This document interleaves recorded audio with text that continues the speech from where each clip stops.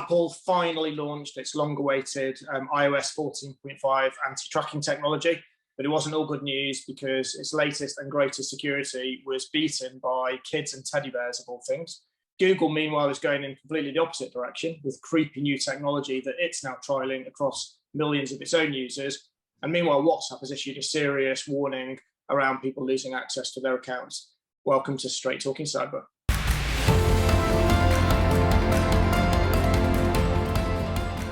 App tracking transparency has launched with iOS 14.5. So great news for everyone, but it's not going quite as it seemed.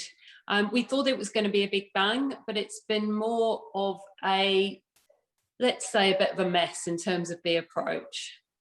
So here's a demo on me using iOS 14.5 with the app tracking transparency feature.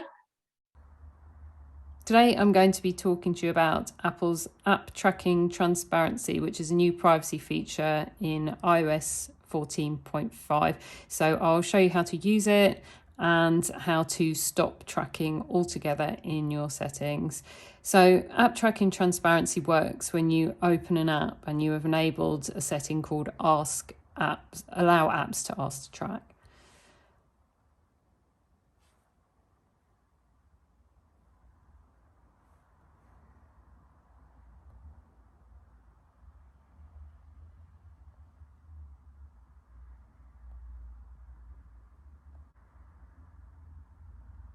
So once I've gone through all these other notifications and permissions, it's come up.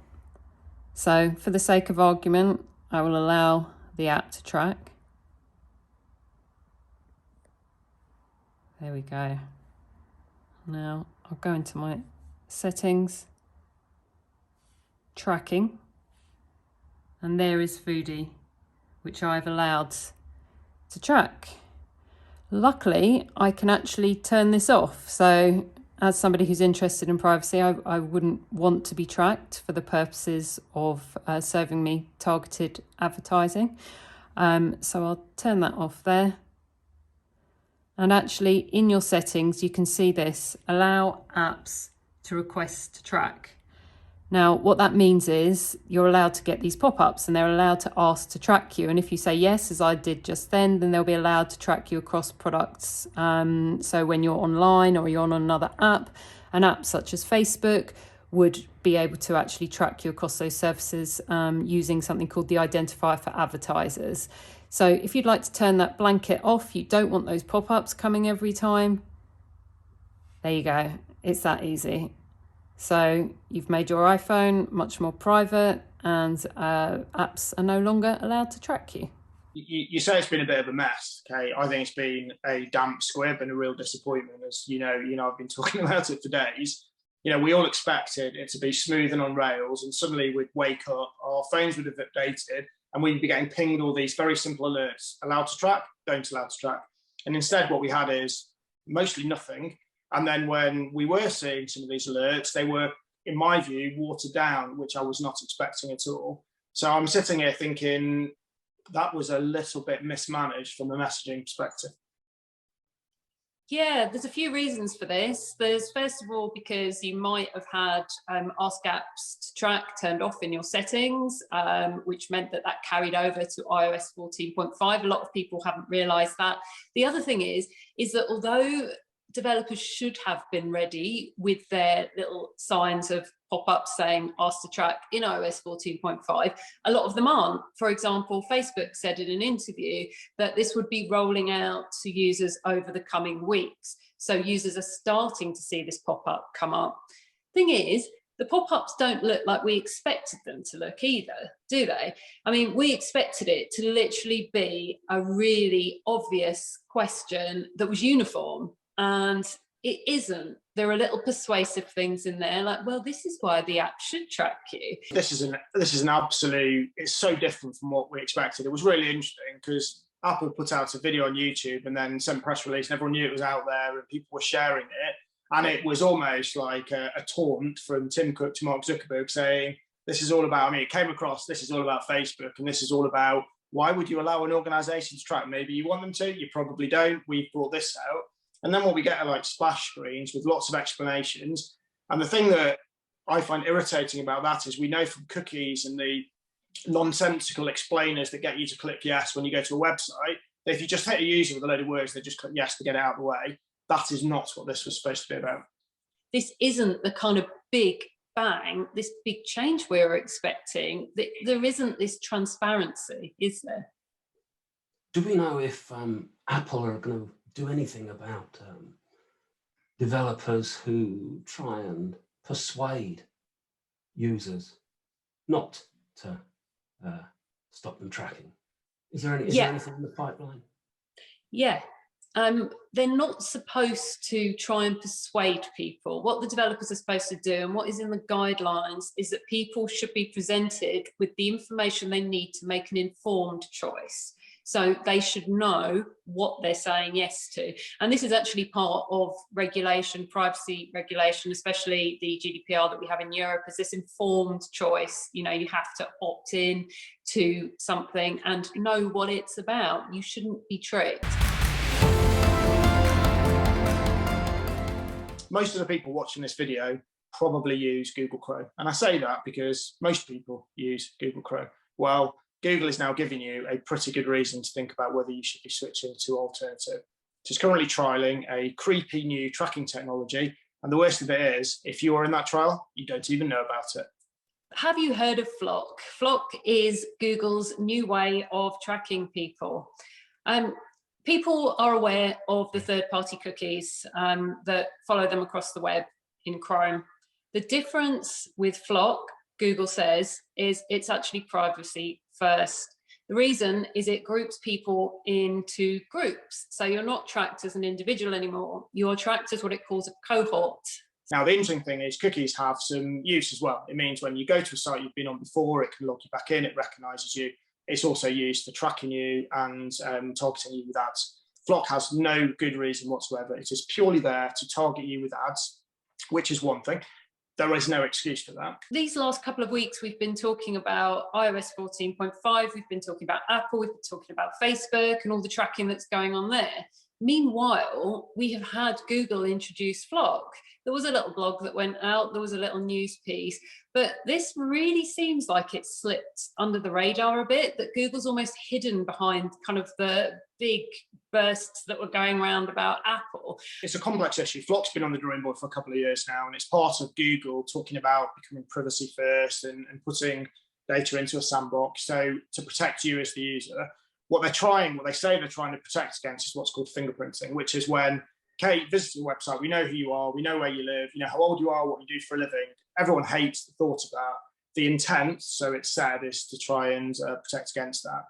The challenge, though, is twofold. Firstly, it concentrates an awful lot of power in Google's hands because the way these cohorts are created is by the browser. There's no central cloud service here. Your browser, in essence, is spying on you and is working out all of the things you do, all the sites you visit, the things you do online, and is then working out how to group you with other like-minded users. When you then go to a website, the identity of that FLoC that cohort is presented to that website. So we know you are, a working woman living in the UK of a certain age bracket, certain demographic, and those organisations can then more successfully advertise to you. In Europe, it's actually going to be more difficult. Is that right? Because of the privacy regulation that we've got here, because of GDPR, it doesn't allow for this sort of tracking, especially when we haven't opted into this sort of tracking. What you've got now is what they call an origin trial. So there is a small by Chrome standards means millions and millions of users. There's a small trial of users who are having this switched on their browsers without realizing. There is currently no toggle to switch it off because it's a trial. The only way you could switch it off is to disable cookies in their entirety, which gives you another problem because if you are in this trial, which you wouldn't know about, then you have both cookies and FLoC enabled at the same time, which gives people even more information around you. You're absolutely right, Kay. The trial is the US and a number of other countries. It doesn't touch Europe where GDPR is in effect. Clearly, Google is looking to find a way to work around or to comply with the privacy regulations that GDPR brings forth in order to go live. Yeah, this trial's going on, and most people seem to think there's no way of knowing if they're part of that trial, and that's actually wrong. I've discovered that the Electronic Frontier Foundation, who I'm a great fan of, have set up a wonderful site called Am I FLoC'd, which will check to see if you're part of this, as a Chrome user, if you're part of this trial or not. All you need to do is go to amiflocked.org, that's amifloced.org, and it will check if there's a FLoC ID in your browser. As Zach says, this doesn't mean that you can easily disable it, but at least you'll know you're part of the trial. One more thing that I'll just throw in as well. Talking of the EFF, there's something that they've said which I think is hugely important, and I'm going to actually pick up a piece of paper and read this. FLoC might not share your detailed browsing history, but we reject the notion of because it's in your device, it's private. If data is used to infer something about you, about who you are and how you can be targeted, and then shared with other sites and advertisers, it's not private at all. I do not get inundated with emails from people who use Brave or DuckDuckGo who can't shop successfully on the internet. They want to buy a pair of shoes. They can't, for the life of them, find a way to buy a pair of shoes.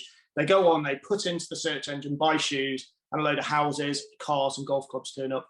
Doesn't happen. We can all use the internet without being tracked. We've seen a lot this week. Obviously, with iOS 14.5 coming out, there was another big feature, as well as app tracking transparency, which was the ability to open your phone while you're wearing a mask using your Apple Watch. Seemed pretty cool, but people have started to get around it as well. Davey, you spoke to a couple of people about this, didn't you? And we've all tried it ourselves. I mean, my husband got into my phone, so... Although you might think the risk is small, you've got to remember that when you turn this on, Apple itself confirms, and let me just get the exact wording here, that any face with a mask is detected while your watch is unlocked or nearby. Face ID will be bypassed. That's what Apple say itself. And this is true, it will be. We're not just talking about Face ID only being able to work if it sees your face or the top half of your face with the bottom half of it covered. No. We're talking about any face. So, as Kate said, her husband's done this. I tried it with my wife. She was down in the kitchen. She put a face mask on with my iPhone. It unlocked up in my office upstairs at the other end of the house. One security researcher I know, his 8-year-old daughter managed to get into his iPhone wearing a mask. Another one, and we've got this on video, which you'll see in a minute. Another one used a teddy bear with a mask on. But it gets even better than that. You don't actually need to be wearing a mask, as I discovered today. If you just put your hand over your nose and mouth, it'll still recognise you and it'll unlock. I put a blindfold on, put my hand over my nose and mouth, and it's still unlocked.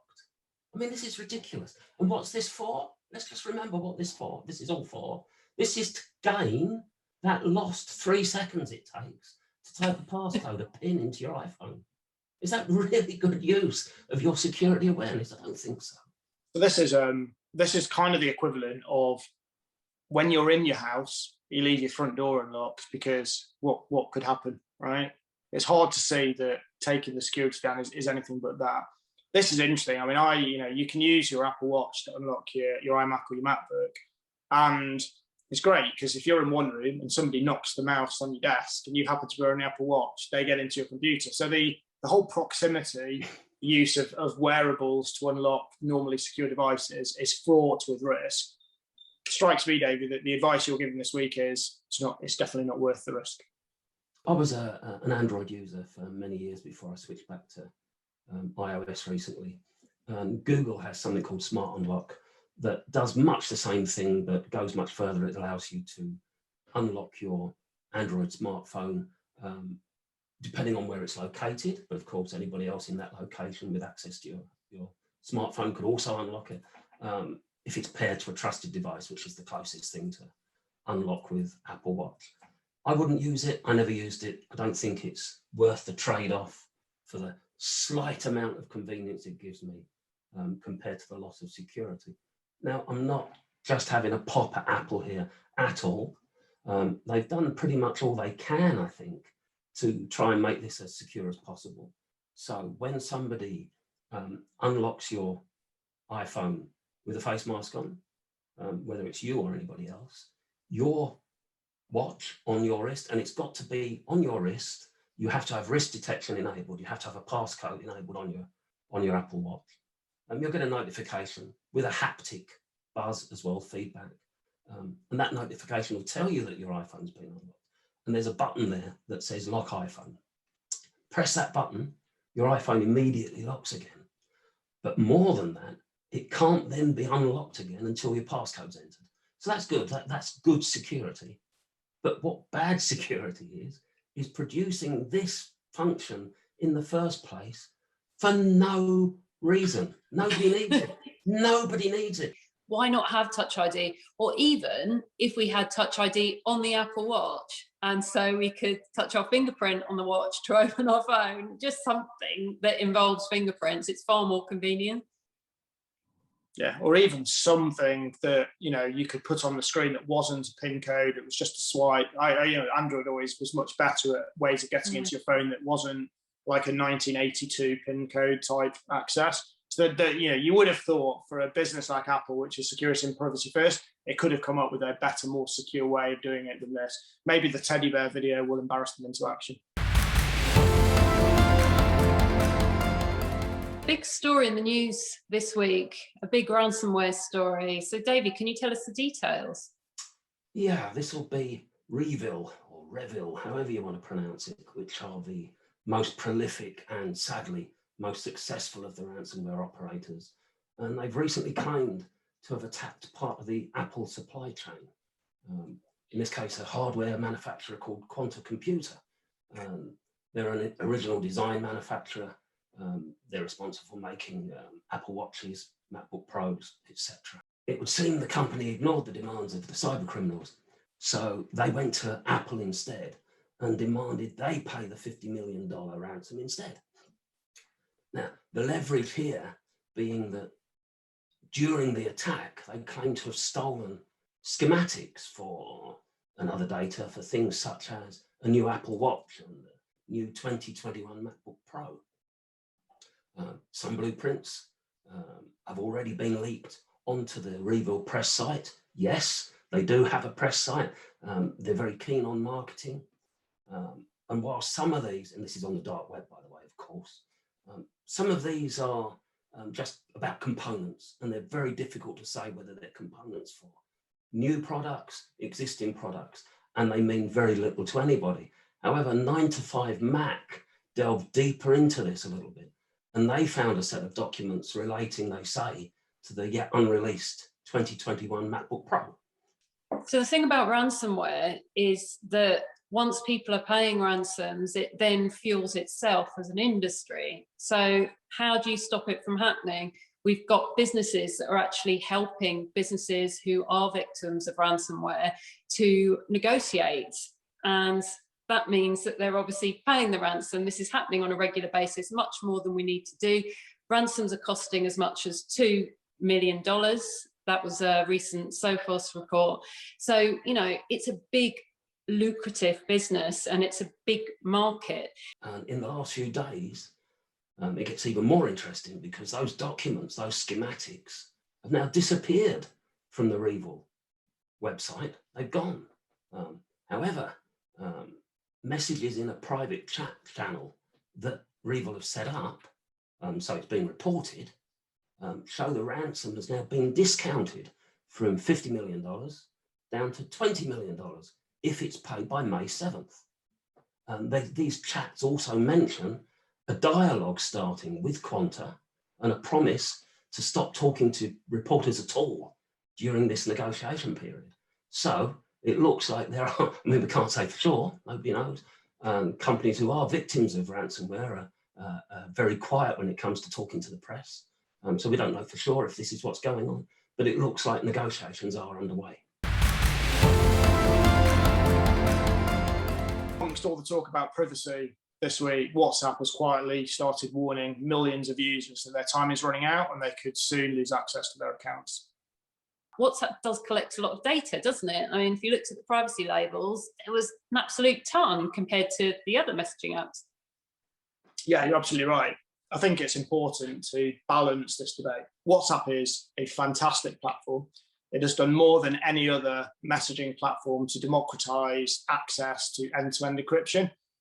5 years ago, more or less, it rolled that out, made it the default.